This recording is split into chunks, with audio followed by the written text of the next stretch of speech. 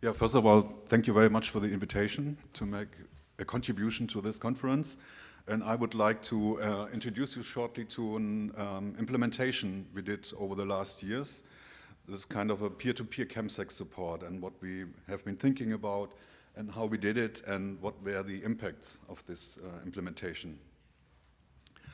So this is the course of my speak. I have little time, but I want to start with the early talks around Chemsex. We didn't know very much, and like you said, this was mostly driven by moral panics and the rise of HIV and STIs, and they have sex a weekend long with random partners, and this is all the well-known homo-sex negative stereotypes we already know. Since then, we learned a lot more about what is going on behind this actual behavior, and this is influenced by sexual norms, by some kind of feelings of loneliness. Dating apps do play a role to find partners, addiction, pleasure and pain. What impressed me the most was in 2016 when Katie Evans at the first Chemsex conference mentioned that those guys have something in common. What they are looking for intimacy and a bonding, and I think until now, I think this is the main core thing behind Chemsex. It's about bonding and intimacy. And those guys know little about their own sexuality, about their desires. That's something which is behind it.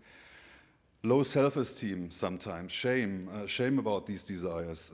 And there's another study from Judith-Jasmin from the UK. It says that social stressors, escapism, and HIV stigmas do play a role in this context. And there's also literature which talks about this as kind of a self-empowerment, and we already heard it, especially from you. Thank you very much for your presentation again. So we did a lot of some projects in the recent years, and the first one was some kind of a mapping. So we wanted to know where can guys go who need help, who need support, and there wasn't almost like nothing in Germany. This has changed, fortunately. And the first thing we did was this mapping. We had interviews with boys in bars, and we were really amazed how many of them had experiences with Chemsex. And then we have been establishing and implementate a curriculum because we wanted to inform medical staff. We wanted to inform counselors about this problem or what's going on. And then I had a training for volunteers who work in the gay community who didn't know, how can I cope with this? They are taking drugs, how can I talk to them? What do I have to have in mind? And then we started to establish a national multi-competence network on Chemsex, which includes everyone who has some expertise or he's a user, and to learn more about the Chemsex complex. So, and this is the next one I will refer to, and this is the main point of my presentation, is we wanted to build a Chemsex peer-to-peer support group. And this project is called QAPS, which is short for Qualitätsentwicklung in der Selbsthilfe für MSM, die psychoaktive Substanzen im sexualisierten Setting konsumieren. It's translated down below, developing quality. So we had some kind of a process evaluation with this project. So before we started the project, we brought together therapists for addiction, sexuality, body work, body perception, people who are therapists around shame, self-esteem, social bonding, self-determination. And we had some counselors from projects like gay counseling or users who are into Chemsex. We had regional health professionals. We had the evaluation from Cologne. And we started to create this project. How can we spice up a regular meeting of 12 guys who need help in their Chemsex behaviors? What do they need? How can we force it a little bit and spice it up with some input or some kind of methods? So then we started to write a manual for Chemsex support groups. And then we trained the Chemsex group facilitators before we could start the project. So let me shortly mention the framework. It's an environmental approach who wants to strengthen and enable of existing potentials, overcome barriers, find new ways and options to improve maybe hidden skills of people who are into chemsex. And we wanted not only to target those who said, I want to become abstinent and I will not use chems anymore, so we want to include people who say, I'm not sure, maybe I will consume a little bit more, my consume should remain, but we wanted to have all these people together. But one thing we learned in this project is you should never have a peer-to-peer group which mixes both of them. So this is triggering from both sides.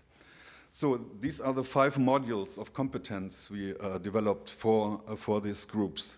The first one is social skills, and the question was, how do I get in touch with other people and how do I bond with other people besides a chemsex context? How can I make contact to another man? How can I get intimate? How can I learn this besides the context where I take substances and have this interdependency between substance use and sex? So the goals were to start a group process in this group for these men who are in the group and to support their strengths and to encourage sustainable and resilient social contexts for exchange. This is the first module. Next module is sexuality. We wanted we wanted these guys to think about their sexuality and why do they have sex? What do they want? What are their desires? What do they use sex for? And because this is one of the main problems in chemsex.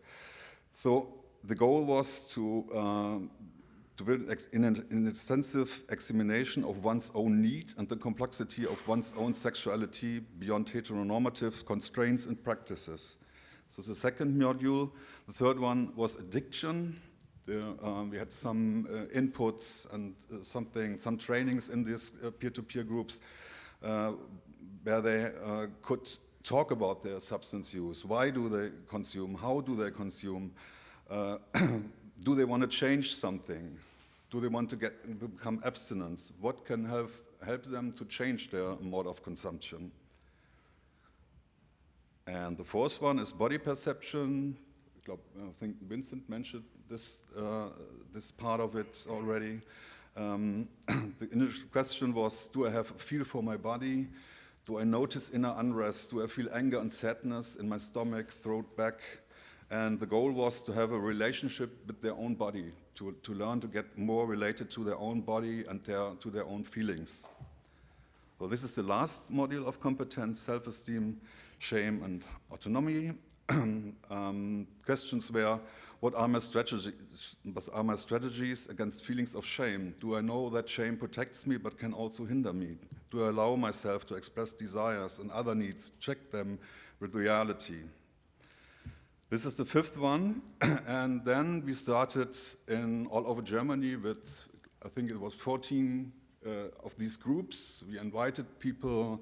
We had some banners in the internet, and these are all the projects all over Germany who have been in this program. Mostly the big cities in Germany. The biggest city is Berlin, and there were around 8 groups, I think. But unfortunately, it was in 2020, and COVID-19 came to Germany, and so that one of the main ideas in the project, namely to bring men together to bond, was very difficult because they couldn't meet face to face. So this was they could meet via Zoom, or they could walk in the park, something like this. But this was was not good for the purpose of the program. But we managed it to proceed the project.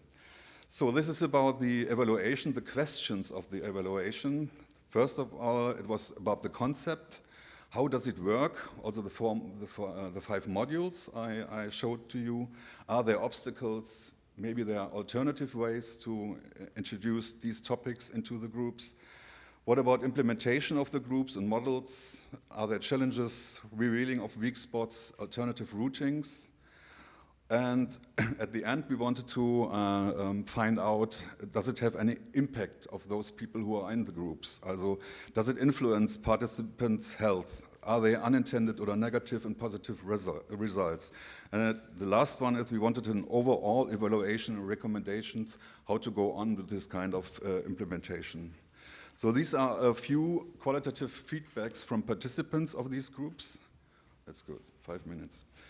And this was a before and after interviews, but these guys were interviewed before they entered the group or at the beginning, and then they were interviewed after 1 year to find out if there have been any changes in these guys. And these are quotes from 6 guys, and one said, "I'm feeling more relaxed now, not this obsessed anymore." The second one, "I'm rethinking things. I listen to my inner self." Third one, "I have the impression that impersonal contacts are more deep now. It is not just talking drugs, empathy. I took drugs for a reason, and now these bad feelings keep coming back. I have ups and downs." There's a lot of understanding and support in the group, and that's what I had to learn, to accept this support. The last one, the last quote is, "I don't know if it was the QAPS group that brought these changes, but it had a big part in it." So the results of the evaluation were, in all, were very positive. The implementation, it says in the report, says, is effective and recommended for Chemsex users, but we need further development of the manuals. We should recapitalize the module character of the manual. And one problem was we only achieved MSM who had already shown 1 feet into the system, not those who are, you know what I mean. Okay, and there, the last thing is we have a QAPS handbook where all these models are described. How to build a group, what about group processes, the modules, methods, risks, and interventions. And this is still work in progress because there are a lot of ideas we can bring in over the years. So last slide, I would like to thank a lot of people. Some of them are in the room who inspired our work. And the first one is Urs, who was the project coordination of this QAPS project. Then the therapist, Hannes, Dorit, Anne, Jan Großer, Kai Erhardt, Peter Niederwieser, Nils Svensson, Stefan Müller. And the evaluation done by Hannah Pütz and Susanne Mäder. All the facilitators and all the guys who participated and everyone who takes action. Thank you very much.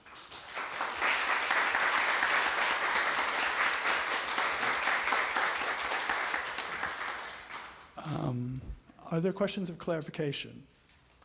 I see one hand up. Thank you. Thanks so much for your presentation. Seems like really great work.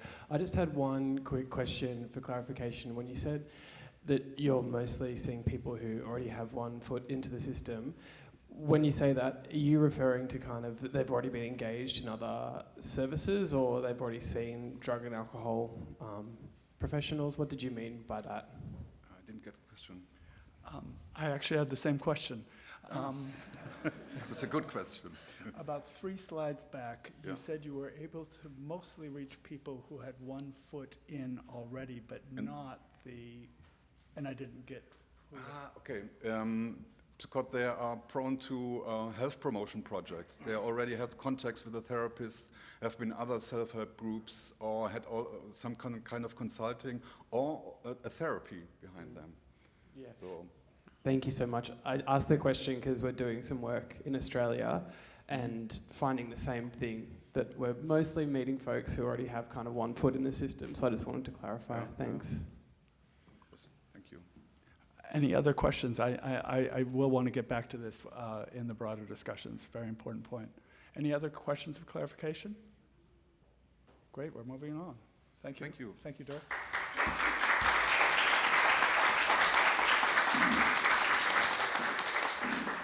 Our 4th speaker is Florian Volk. Florian is, it says asterisk 1990. Is that when you were born, Florian? Is that your birth? Yeah. Is a sociologist and he heads the Key Populations Department of the Swiss AIDS Federation with the areas of MSM, sex work, and migration. He is a gay rights activist and is on the board of Pink Cross, the National Gay Umbrella Organization. He is politically involved in the Social Democratic Party, and he loves queer techno parties. And Florian is going to be speaking